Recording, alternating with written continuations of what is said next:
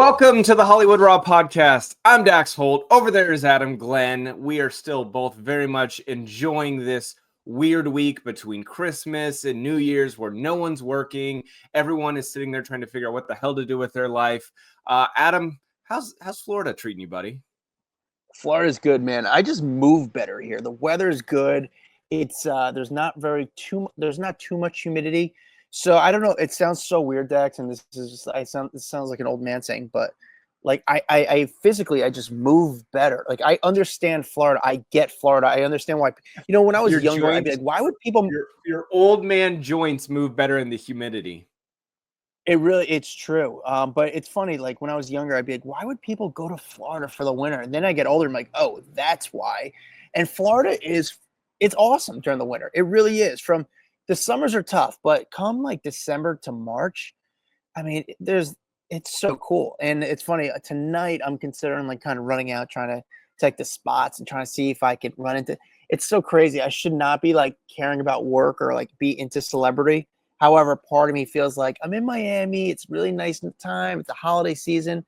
Maybe I should run out to the hot spots and see if I run into celebrities tonight just to test my eyes because I'm just obsessed with this world.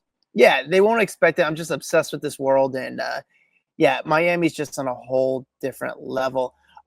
So we didn't even know what we were going to do this. We didn't even know if me and you were going to record this week in general. We were like, I don't know if we should do it. It's, it's a holiday week. And then all of a sudden the story of the year kind of drops this week. We do this episode where we kind of lay it all down regarding Justin Baldoni.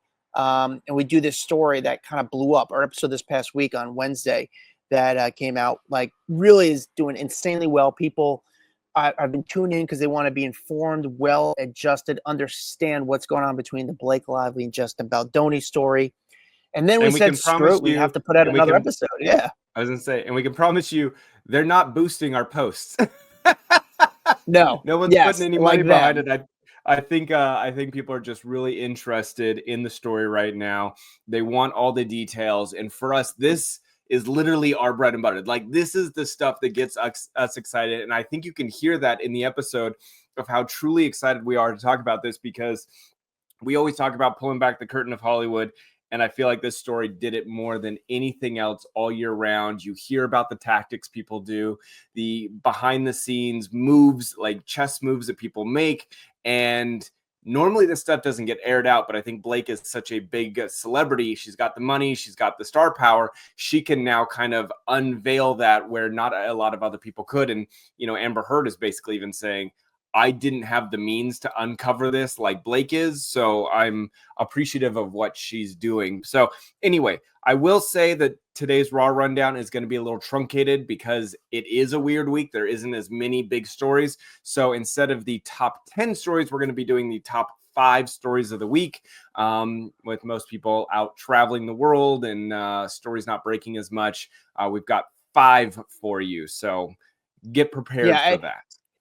It's not us. Honestly, if there was 10 good if there was 10 good stories this week, we would have done it. But there really hasn't been stories that developed traffic. These 5 stories are ones that actually did do decent in traffic.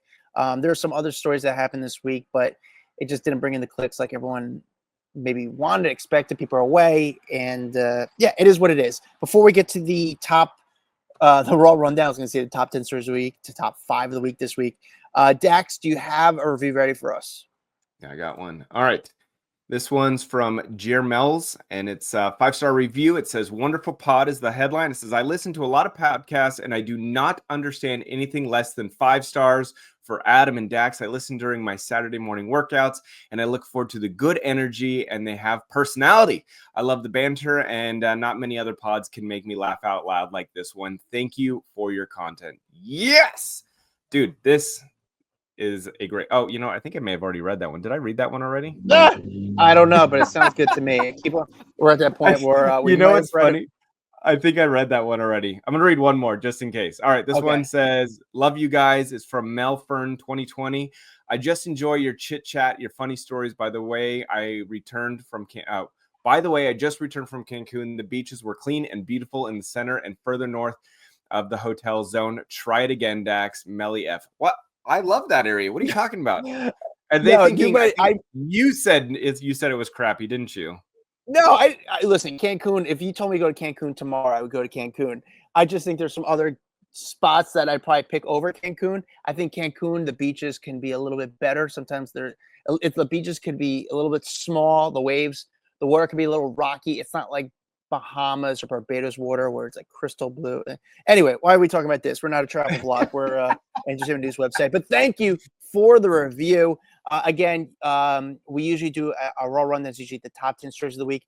This week's the holiday week, so there wasn't as many stories this week, but the top 5 stories, these are the top 5 stories that actually did decently, not going to say even great well. I mean, one story did very well, but like decently well in traffic over the week. All right, starting, Dax, let's start with number 5 here.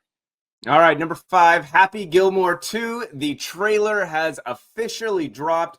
People are going bananas over this because everyone's excited for Happy Gilmore 2. And so the first trailer drops, and of course, the first words that you are hearing are coming out of who else's mouth but Travis Kelce. And I think this is a very smart strategic move on Adam Sandler's part to have Travis Kelce in this. His popularity with his relationship with Taylor Swift obviously is one of the most talked about things on the planet. And so they give him the first speaking role in this trailer just to get people excited, just to tap into that fan base. You got the football fan base, you got the Taylor Swift fan base. It's smart. The whole trailer dropped on Wednesday, Christmas Day, with Netflix doing their Christmas. Netflix showed NFL games. So, of course, having Travis Kelce kind of boost into the NFL relationship on that Wednesday. The movie's going to be on Netflix.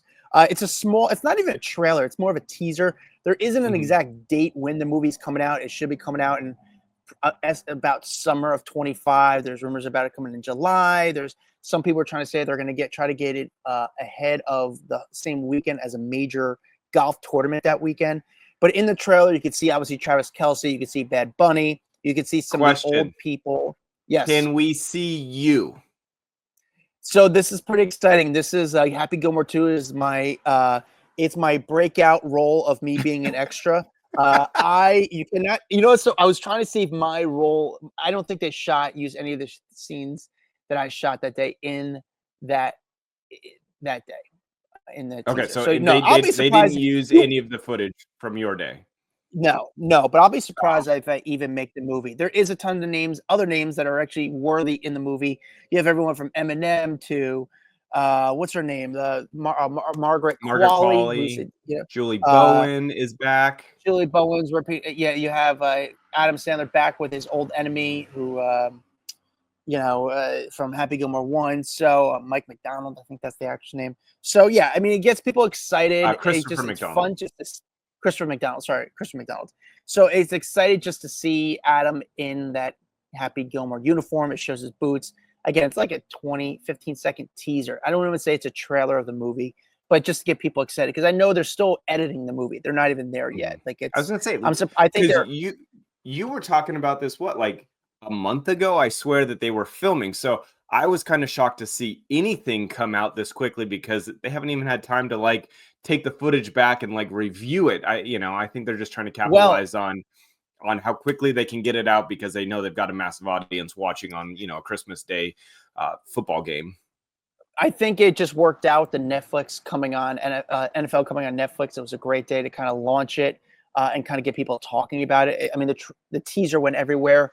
I do know when they're filming the movie, they were already starting to edit the movie, kind of piece it together a little bit as they were filming it. So they'd send the footage to the studio in LA and they were they're not waiting just get all the footage and then edit at the end. They're like, no, let's start kind of putting the pieces together. So if we need to reshoot things, if something doesn't really look that good, now's the time for us to kind of fix those kind of parts. That's why they have different units when filming a movie. They have a first unit, which could be Adam's acting roles. They give a second unit that could be doing little small parts like non-verbal scenes, kind of action scenes, just to kind of so they could do pickups if needed be. All right, Dax, number 4. Number 4, we talked a little bit about this, but Wendy Williams being seen out for the first time in a while. She was at her son's graduation. Well, now there's a little bit more to the story. There was some video that was shot by some podcasters of her leaving her son's graduation like dinner, and it looks like she is clashing with some of her caretakers. So this was really interesting. It was a rare sighting. We have not seen much of Wendy Williams in quite some time, but she made that rare outing to cheer on her son as he received his diploma from Florida International University. And then it looks like they were leaving a restaurant, and it appears that her team left her mobility scooter in the restaurant, and she was really upset about that. Like, she wanted to walk out, and then they somehow left it behind, and then they left her in the street, and then the wrong car gets pulled up. I mean, it just seems kind of like a weird combination of things, but there was a crew from the We in Miami podcast that caught the whole moment on video and shared a snippet on Instagram. And basically, remember, she was diagnosed with aphasia and frontal temporal dementia back in 2023. So you see her sitting on her scooter as she addressed a few of the caretakers. And she said, both of you walked away, leaving my shit in the middle of the street like this. And you could tell she was really, really frustrated. And then they brought out the wrong car. And so she's like, I just want the car. Make sure it's the right car. And she's like talking to her team. And one of the podcasters then approached Wendy, which I was kind of surprised that they kept the camera running. But they went up to her and said, Wendy, what happened? What did they do? And she talks to them like normal. And she said, they got the wrong car. So I knocked on the door and it was totally the wrong car. Then they left my scooter as they walked over there. And she's explaining all of this while they're filming her. And she said, leaving my most precious, most cost fucking mint motherfucker. She said, they left my shit out there. And she goes, she just seems really pissed off. And this is not the first time we've heard that there's clashes between her and the people who are taking care of her. It seems like, whoever is in charge of her money is there's some clashing between them and the son. The son is saying that his mom is being left alone too much, and he feels that her seclusion is really what's leading to a downfall of her. So you're getting a little like in-depth look into what's happening in her life right now. Some people saying that she needs to be watched over, other people saying that she's being secluded and that may be hurting her even more.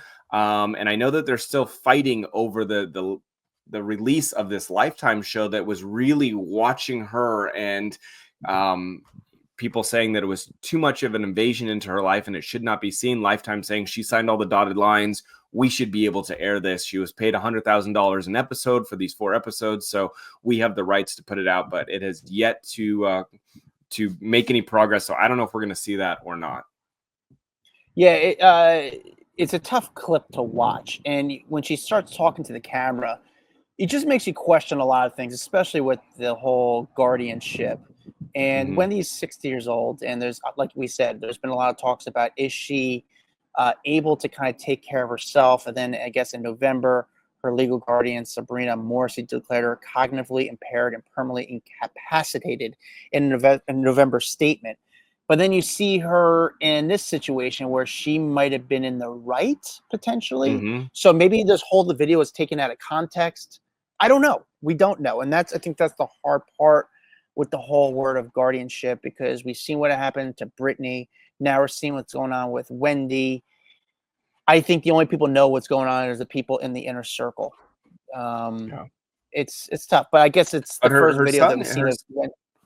Her son has opened up and like given interviews and talked about her well-being, and so I just go back and forth with, again, like you said, you don't really know unless you're truly in the inner circle. And I think then it probably still changes from day to day depending on how she's doing with the dementia diagnosis. I mean, it's a tricky thing to juggle, you know what I'm saying? Like, we can all assume like we know, but we don't know until we're in those shoes.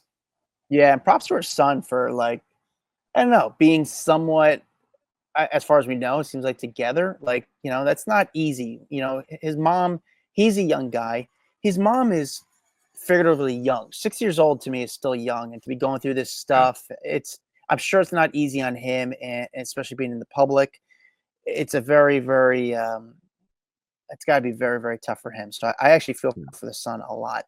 Dax, the number 3 story. Number 3 story, all about Beyonce. If you guys watched the NFL game on Netflix, and it was, who was it? It was Texans and Jaguars, was it? Yeah, Playing, and Texas and Baltimore. Yeah, was about Ravens. yeah, the And Ravens. it was huge to have this concert go on in the middle of the football game. They treated this shit like it was the Super Bowl halftime show. It was actually Sure. wild to watch Beyonce come out, starting in like the underparts of the stadium, and it was like an all white. She was coming riding out on a horse. She had all these backup dancers and singers, and really, I feel like this could have been a Super Bowl performance as big as it was. And I think Netflix really wanted to make a statement, because this is the first time they're putting, live NFL games on Netflix, and they wanted to kind of test it out. And so you're going to get a lot of people tuning in to watch when you got a massive superstar performing. I thought it was great. She did a great job. It was a great performance. I was surprised. If you were watching, she even had some fun people join her. Post Malone was out there. He got a huge round of applause when they noticed him. You know who didn't get a big round of applause? And I don't think it was because people didn't like him. I think they didn't recognize him, but Shabuzi. Yeah, I didn't Did like you it. see that? I like Shabuzi. I'm a big fan of Shabuzi. I didn't I like his love outfit Shabuzi. though. No, but I think what it was when he joined her, I don't think people recognize him. I think everyone knows his song. His song has been massive, but I think because he's still a relatively new artist, to most people, they just didn't correlate who that was that she was singing with on the field. Because it even took me a second. I'm like, is it Shabuzi? Well, I know Shabuzi's on her album, so like I had to even piece it together, and I know what Shabuzi looks like. So he didn't get this big, massive applause like I thought he would have got if people knew who he was. Anyway, Post Malone was Do you there. think? Let me ask you this, Blue Dax. Ivy joined her. Even though it's the Beyonce halftime show, which again I thought it was incredible, and she was great. It was great, and it was such like a Super Bowl performance. Like, whoa! Like I was just surprised. Do you think you let Shabuzi do like 30 seconds of his song, or like, no, we're here for This is just to Beyonce's show? time. This is Beyonce's Okay. time. The only Yeah. time that Okay. you deviate from that artist is when Beyonce is the extra artist. Do you remember when Coldplay was singing at the Super Bowl and Beyonce came out and he was like, "Go ahead, Beyonce, sing your song during my set." But no, Yeah. I think it's Beyonce's thing. He did an appearance on her album, so they sang that song, and I think that's the focus. Beyonce knows what she's trying to promote. She's promoting her album. She's giving press behind it. She had never performed any of the songs live, and so this was that moment to do it. And then Blue Ivy joined her out there for kind of one of these like dance numbers, which is cool. The crowd went crazy when they realized that Blue Ivy was there. Are they pushing to really get Blue Ivy as like the next big star? I mean, she obviously she did the new Lion King movie, but I feel like they are really setting her up to be a massive star. Yeah, I don't know what they're doing with it. I don't know what the intention, what the long-term goal is. I mean, does she just like performing with her mom a little bit? I wish I knew what the direction of her career is, and Yeah, again, because I would be nepotism like maybe a little bit. Like, are they I gonna put get that? it. It's all good. That makes me nervous because you have to have some really thick skin. It is not for Oh yeah. everyone to be a celebrity. And for Blue Ivy, like, do you want to watch your kid, get these kind of comments and public ridicule? People don't realize the shit that celebrities get thrown at them, and especially when you are at the level of like a Beyonce or Jay-Z, you got to deal with a lot of crap talking. I don't know if I'd want my kid to do that. That would be hard for Yeah, me. especially for them. I mean, Beyonce and Jay-Z are the two of the biggest stars in the world. So if that does happen, if they do, if their child gets more into the business, at what point? I don't know. I don't know what point. It's very unique. I mean, you can say the same thing about Kim Kardashian's kids in Northwest, because you see so much of her lately on social media. It's like, what are we trying? What's her end all goal? Or, is it Mhm. really the kid's goal, or is it like the parents' goal? Who knows? Who knows what the deal is? There is one thing that people are starting to talk about online, and I hate doing these stories, but it became a story from the story that some fans are speculating that Beyonce is possibly going to go on a world tour coming up in Mhm. 2025. So this was sort of like the pre-announcement of the tour to get people sort of excited in Beyonce again. Will her tour do as well as Taylor Swift's? I don't know. Her concert did like just as well. That was the wild thing, is that Taylor and her were doing concerts at the same time, and Beyonce's was just as successful, but everyone was talking about Taylor's more. And then Taylor's went for a lot longer, making it the most successful tour. But Beyonce was selling out venues everywhere. So I wouldn't be surprised. I mean, this would be she did. What was her announcement on Twitter or on IG? She posted something. It was like her on the horse for January 14th, but I didn't know what it was. What was she announcing? I didn't. Yeah, that's the part I don't really understand. It was very cryptic message per se. It said, "Look at the horse," and I look at the horse, and I'm like, am I missing something? Like, what is going on here? So, and then you just see everyone else commenting. What is on she it. doing? So that's really, yeah. All right. By the way, did you see there was one person who didn't like her performance, which I was kind of surprised about? Dave Portnoy. Dave Portnoy. Yeah, but he's like a really, really big Taylor Swift person. So I think he could find this. But you can be a Taylor Swift fan and a Beyonce fan. Why do you feel that you can't be a fan of both? I don't understand that. Beyonce and Taylor don't even have beef with each other. So it doesn't matter if he's a fan of Taylor's. Why can't you be a fan of both? Yeah, I just think at the end of the day, he doesn't find the appeal. From what I take, he doesn't find the appeal of Beyonce. He said in the past he finds Rihanna to be better than Beyonce. I just don't think he. Yeah, I saw him. He basically said that she's lost without Destiny's Child. I'm like, get out of here, Dave Portnoy, you crazy man. I'm like, are you just saying this to piss people off? Because like, are you just trying to troll people at this point? Because she did a great performance. Yeah. Dax, the number 2 story, I think it's a little bit of a feel-good story.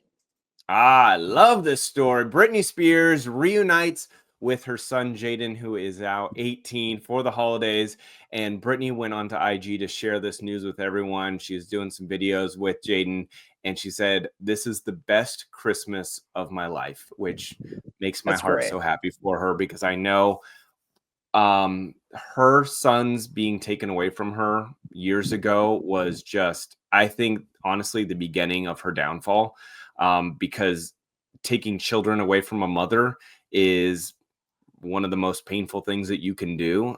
Granted, there was a lot of shit and there's a lot of storyline that goes behind that, but that, I think, triggered a lot of the Britney problems that we have seen over the years. And then a lot of her acting out, I think, was because of that. And so it's been 2 years since she's seen her boys, and that was also very taxing on her. And listen, we haven't been inside Britney's house. We don't know everything that she's gone through and talked about and all the true details. But I can tell you one thing. She loves her sons, and she was very excited to see Jaden. And she just said that she had tears of joy while celebrating Christmas with Jaden. And that's a big deal. And that makes me happy. Yeah. Very good. Nice to see nice to see Britney with her kid. I was not expecting that. I just hope it's the start of something new. I mean, we're on the outside looking in, and we don't know what's going on in the inner circle. We don't know if it's Britney. We don't know if it's her children. We don't know if it's Kevin Federline, who's kind of stepped in and said, "Hey, keep your distance." But maybe the kids are at the age where they understand that their mom could be going through something, and it's supportive for them to be with their mom. Part of me feels like, Britney, don't put this on social media because your kids aren't really big social media people. But what's interesting is I always say, I'm like, who's watching this for Britney's best interest? Like, I feel like there's so many leeches in her life that will show up and they just want to do the trips to Mexico. They just want to be famous because they're associated with Britney.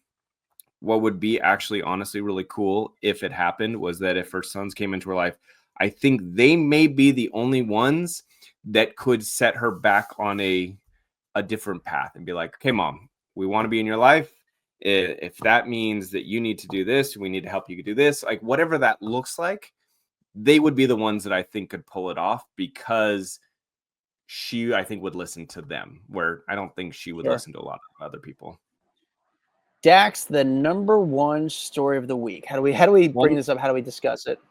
Well, number one story of the week is obviously still the Blake Lively, Justin Baldoni story. There's some new angles. If you want to get a full breakdown of everything that's happening, go back, listen to our Wednesday episode. We talked about everything in depth, got you up to speed on why we're at where we're at and what are the allegations. But I can tell you the latest news is that Blake is alleging that Justin Baldoni intended to use her friendship with Taylor Swift against her. And this is a part of the lawsuit. This is something that we did not talk about on Wednesday, but something I find super interesting. And so, there's this whole bombshell allegation that Blake Lively's lawsuit made against her. It ends with us co-star Justin Baldoni. And one of the little bits of information here is how he planned to exploit her relationship with Taylor Swift. And so this is a part of that lawsuit. It was obtained by TMZ and Fox News and all these different people. And it's basically a scenario planning document that was sent from a hired crisis management team to Baldoni.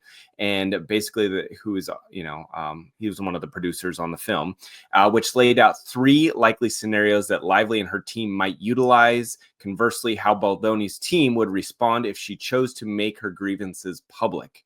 Okay, so you fast forward in the document, and basically they wanted to explore planting stories about how the weaponization of feminism and how people like Blake Lively's circle, like Taylor Swift, have been accused of utilizing these tactics to bully into getting what they want.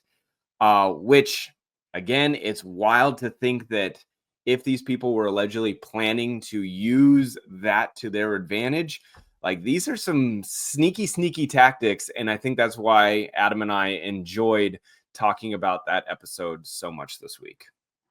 Yeah, I mean, we go, like Dax said, if you're curious about the whole Justin Baldoni situation, we cover pretty much up to date on this past Wednesday episode.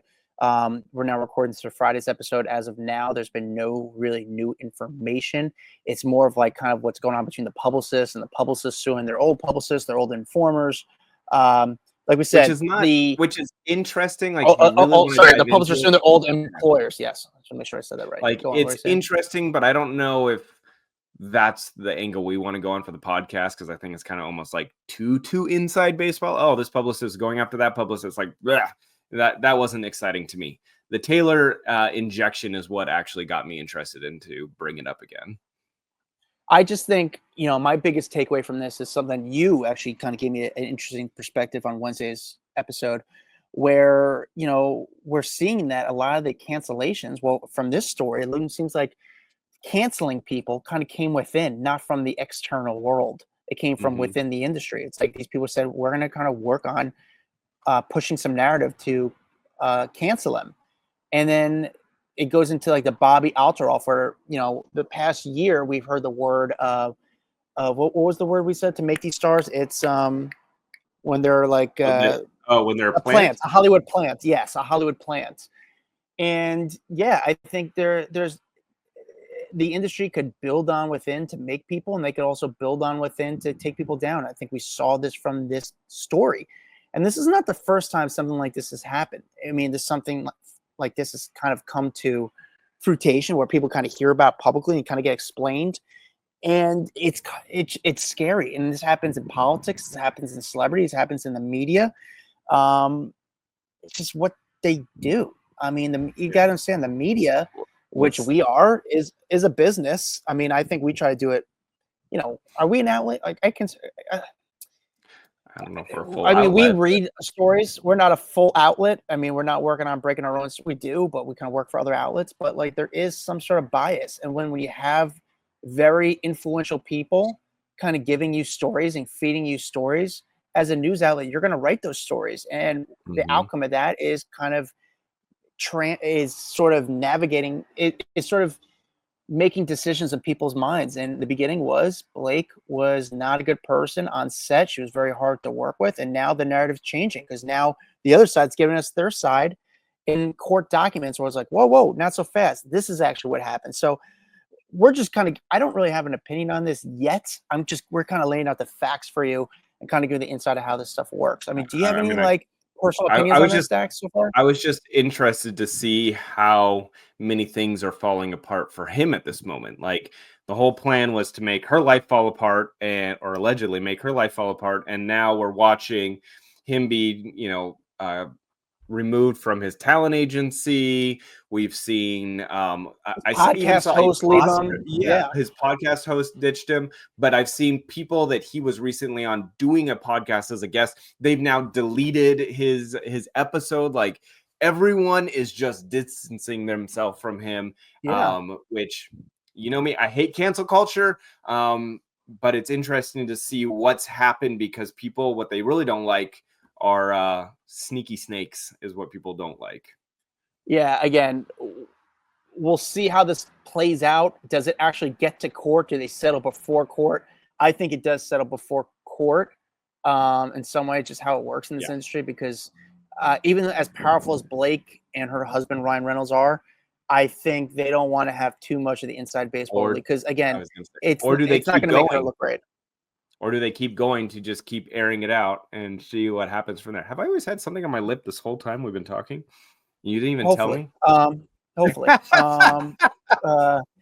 But yeah, the one thing is I always think if you really want to make a public statement, like why settle? Why just, don't settle. Just keep going. Make it all public. If you have nothing to hide, if you did nothing wrong, don't settle. If you want to change the way the landscape of Hollywood is working and doing, keep going with the lawsuit. Don't settle. But I think easy to say that when you're not paying the lawyers' bills. True, but I also think there's other Hollywood's going to get involved and they say, guys, we don't want this to go further. We don't want too much revealed. This is a business to us. Don't ruin the business. So, I do think there will be some sort of settlement. All right, that is our raw rundown. The top 5 stories of the week. Usually we do 10, but that's the top 5. Thank you guys for watching on Red Coral Universe. Thank you guys for listening or watching. If you're watching on YouTube, make sure you guys like and subscribe. Leave us a review. Please leave us a review. That should be your New Year's resolution, at least or your Christmas or Hanukkah gift for us. Leave a review, 5 stars, and a few kind words. Follow me at Adam Glyn. Follow Dax Holt at Dax Holt. We'll see you guys next week. Bye-bye. Bye. What's up, guys? If you like that video, there's plenty more where that came from. Make sure you like, subscribe, hit the bell so we can just feed you all the goodness daily. Hurry up. Come on, let's go.